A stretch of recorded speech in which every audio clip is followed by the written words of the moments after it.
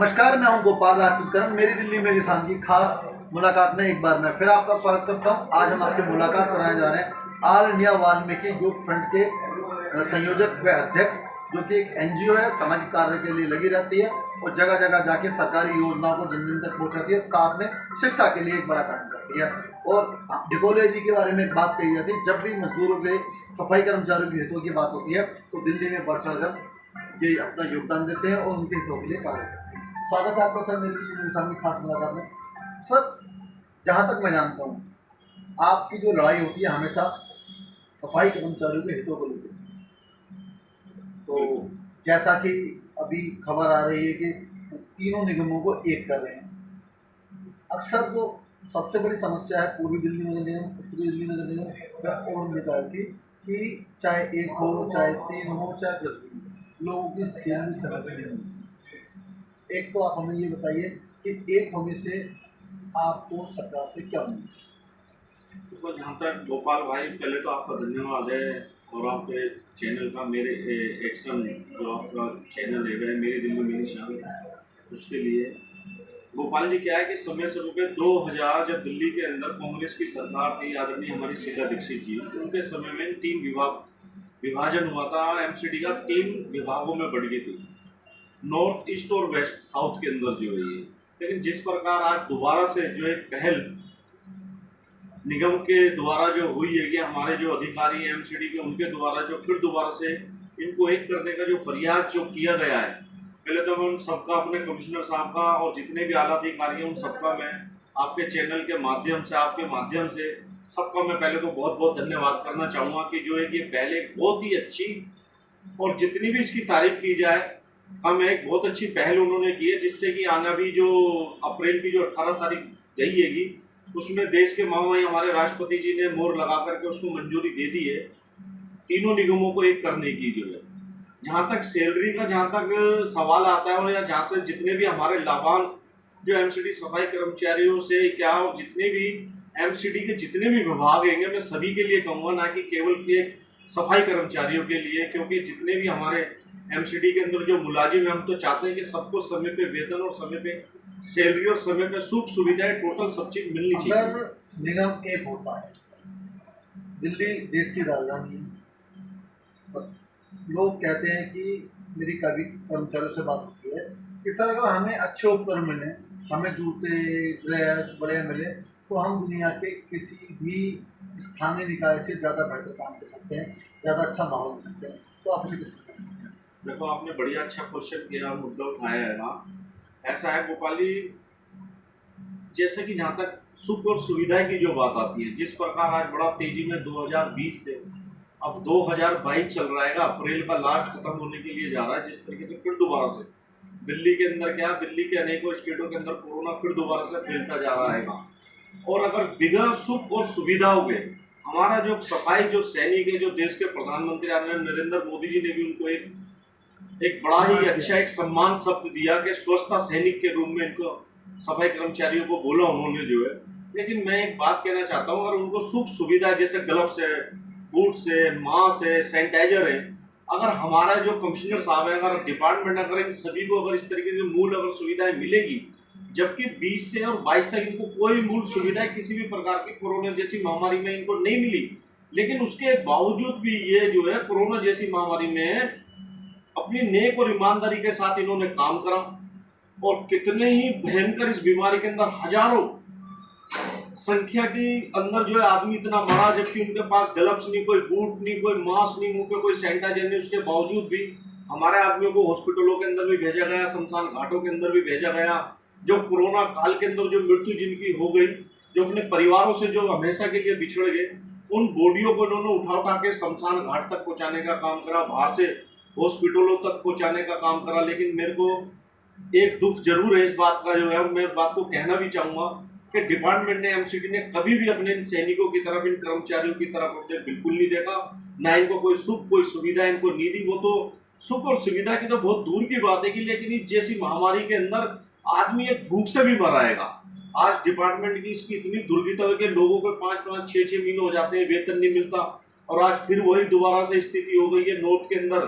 2 तनख्वाहें हो चुकी हैं और तीसरी अब शुरू हो जाएगी हमारी। नॉर्थ के अंदर तनख्वाह नहीं है, ईस्ट के अंदर शादरा जमुना पार के अंदर तनख्वाह समय के ऊपर कर्मचारी को नहीं मिलेगी, जिस प्रकार वहाँ पे वो हड़ताल के ऊपर भी और प्रदर्शन और धरने के ऊपर भी वो लोग बैठे हैंगे। तो मैं तो आपके चैनल के माध्यम से यही अपने आदरणीय कमिश्नर साहब से, गोयल साहब से हम यही आग्रह करेंगे, यही प्रार्थना करना चाहेंगे कि ये जो आपके सैनिक हैं, क्योंकि एमसीडी को जो अगर जाना चाहता है दिल्ली के अंदर, अगर हिंदुस्तान की राजधानी दिल्ली है और दिल्ली का दिल है एमसीडी जो है, क्योंकि लोग जो है बड़े बड़े दूर प्रांतों से, देशों से, विदेशों से दिल्ली के अंदर आते हैं दिल्ली की खूबसूरती को देखने के लिए। लेकिन इस खूबसूरती के अंदर अगर कोई चांद लगाता है तो संस्था सफाई कर्मचारी लगाता है, क्योंकि जब तक लोग बड़े बड़े होटलों से, बड़े बड़े स्टेशन से और बस अड्डों से जब वो बाहर निकल करके आते हैं तो दिल्ली उनको क्लीन मिलती है, साफ सुथरी मिलती है। तो मैं एमसीडी के डिपार्टमेंट के जितने भी आला अधिकारी हैं, मैं आपके चैनल के माध्यम से उनसे हाथ जोड़ करके मैं प्रार्थना करूंगा कि इन स्वच्छता सैनिकों को और जो एमसीडी के जो आला जो हमारे अधिकारी हैं या जो कर्मचारी हैं उनको समय पे जो है वेतन देने का काम करें, जिससे कि सुचारू रूप से और अच्छा काम हो। निगम का एकीकरण होने के बाद एक जानकारी मिलती है कि सीधा सीधा होम मिनिस्ट्री के अंतर्गत आ जाएगी, तो क्या आपको लगता है इससे कि आप लोगों को फायदा? देखो, अगर होम मिनिस्ट्री के अंदर अगर आती है कि जब 3 निगम से अगर एक निगम अगर होने के लिए जा रहा है कर्मचारी, तो वैसे ही बड़ा खुश है, क्योंकि इससे पहले जब एक थी हमारे जैसे कि इससे पहले जैसे कि कांग्रेस की जब सरकार रही हमारे देश की, दिल्ली की 3 दफा हमारी मुख्यमंत्री आदरणीय हमारी शीला दीक्षित जी थी, तो समय पे हमें बोनस भी, डीए भी, वर्दी जूता भी, तेल भी, साबुन भी, हर चीज की, झाड़ू भी, डंडा भी और अपने क्या नाम है अपने ग्लव्स भी, बूट भी, सब चीज हमें मिलती थी। लेकिन 2010 के बाद जब ये 3 हिस्सों के अंदर बढ़ गई, क्योंकि उस समय के अंदर फिर कांग्रेस जीत करके यहाँ पाई, ना जाने किस तरीके से उन्होंने शीला दीक्षित जी ने इनका 3 हिस्सों में इनको बांटा था। अगर उन्होंने 3 हिस्से करे थे तो बड़ा सोच समझ के उन्होंने भी 3 हिस्सों के अंदर इनको बांटा था, क्योंकि हम सुख सुविधा 3 हिस्सों में करने के बाद कर्मचारी को दे पाए। लेकिन हमारा दुख का सबसे बड़ा कारण ये रहा कि कांग्रेस किसी कारणवश वो हार गई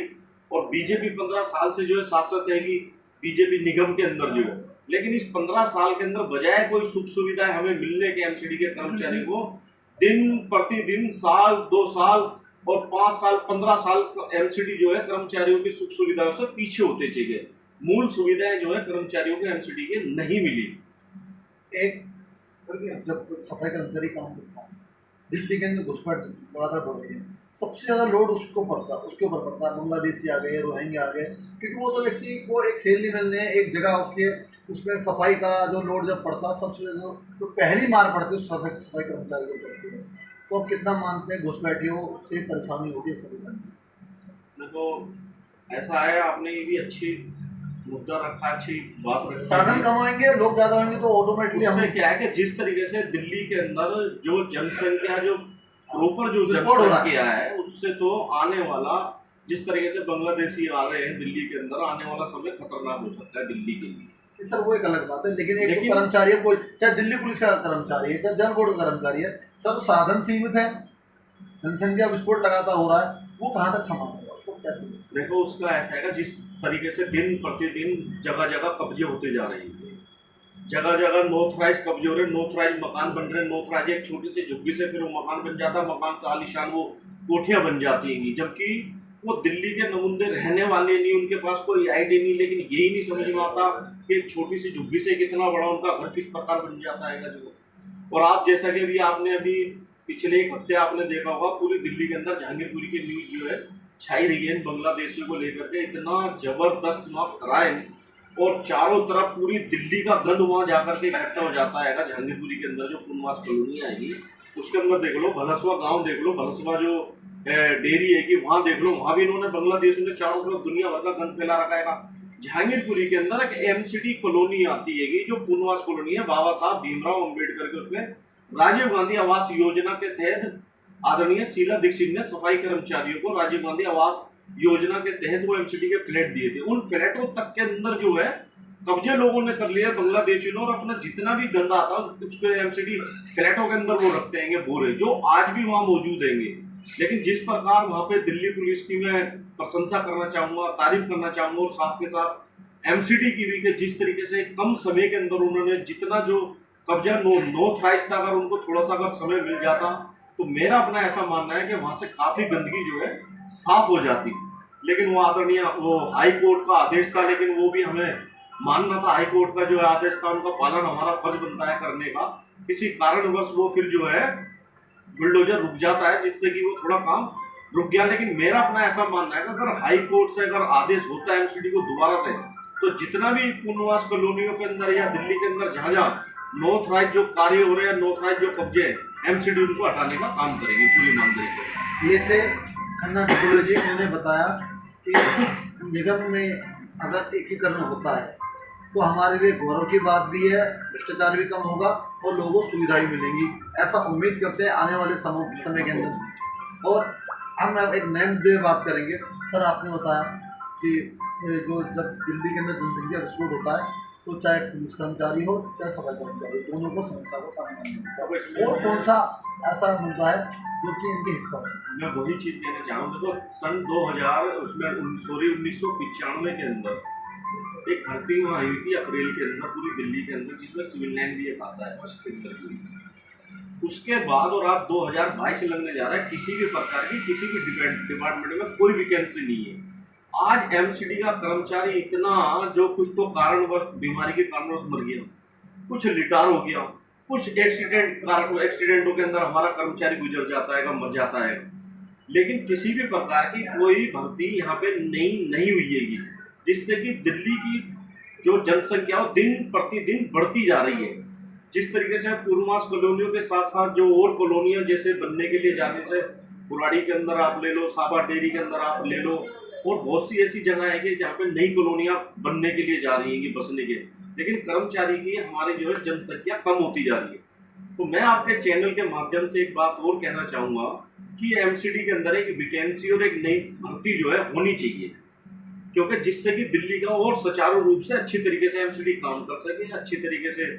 आम जनता को जो है सुख सुविधा जो एमसीडी दे सके, स्वस्थ वातावरण, साफ सुथरा वातावरण दे सके। तो मैं एमसीडी से अपने जो आला जो अधिकारी उनसे भी हम लोग कहना चाहेंगे कि एमसीडी के अंदर दोबारा से जो है भर्ती एक वैकेंसी भी निकलनी चाहिए। जैसा कि इन्होंने कहा कि जब लगभग दिल्ली के अंदर 50-60 लाख लोगों की जनसंख्या थी, उस आधार पे सफाई कर्मचारी और अन्य विभाग के कर्मचारी थे। आज वही जनसंख्या बढ़कर 2 करोड़ हो गई है, लेकिन कर्मचारियों की भर्ती ना होने के कारण कर्मचारी पे भी लोड आ रहा है और दिल्ली के अंदर भी अर्थव्यवस्था फैल रही है, अव्यवस्था फैल रही है। इसके लिए इनका मानना है कि हमें कर्मचारियों की भर्ती करनी पड़ेगी, जिससे कि दिल्ली के अंदर शासन और प्रशासन सुचारू रूप से काम कर सके। मैं गोपाल राजपूत, मेरी दिल्ली मेरे सामने खास मुलाकात के लिए आज आपसे यही विदा लेता हूँ। नमस्कार।